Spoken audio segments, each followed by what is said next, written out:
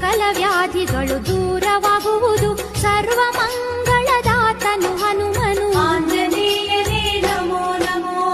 ವೀರ ಹನುಮನ ಅನುದಿನ ನೆನೆಯೇ ಸಕಲ ವ್ಯಾಧಿಗಳು ದೂರವಾಗುವುದು. ಸರ್ವ ಮಂಗಳದಾತನು ಹನುಮನು. ಆಂಜನೇಯನೇ ನಮೋ ನಮೋ. ಬೆಳಗೂರಿನಲ್ಲಿ ಬೆಳಕ ತೋರುವ ವೀರ ಪ್ರತಾಪ ಆಂಜನೇಯ